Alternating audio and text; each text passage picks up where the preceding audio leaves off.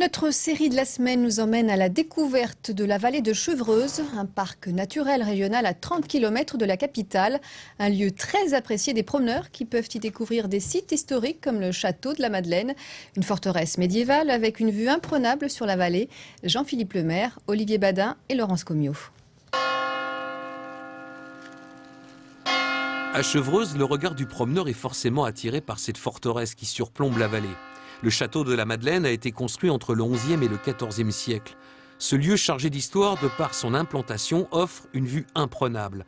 Il permettait entre autres de surveiller et contrôler une route qui passait en contrebas. Une voie stratégique de pèlerinage et de commerce entre Paris et Chartres. Et ceux qui l'empruntaient devaient mettre la main à la poche.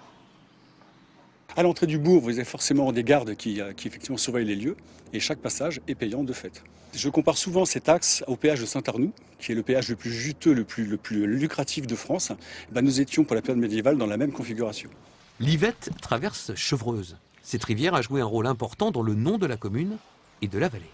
L'origine du nom vient du latin capra, caper, la chèvre et accessoirement le bouc. Ici, nous sommes sur la rivière des tanneurs. Évidemment, on a très vite vu l'utilité de tanner les peaux de chèvre et c'est une industrie extrêmement florissante dans la vallée. Ça enrichit la ville de Chevreuse. La dernière tannerie a fermé ses portes en 1962. La ville de Chevreuse fait partie du parc naturel régional de la Haute-Vallée de Chevreuse.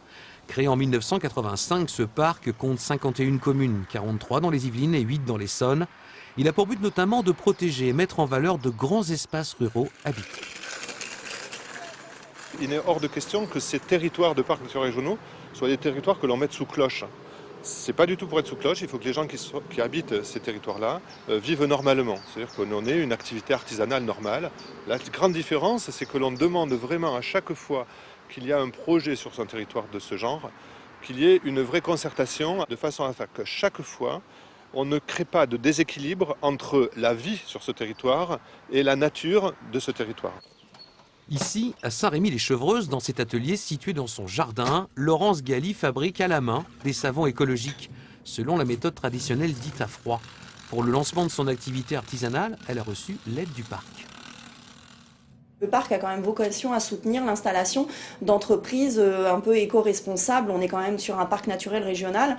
Moi, c'est aussi pour ça que je voulais m'installer ici. C'est pour amener du tissu économique sur le territoire du parc. Donc il y avait vraiment une volonté de soutenir un projet qui s'inscrivait dans la logique du territoire du parc, tant sur le plan économique que écologique. Ce territoire conjugue protection du patrimoine et développement, afin de faire vivre cette belle vallée de Chevreuse aux portes de Paris.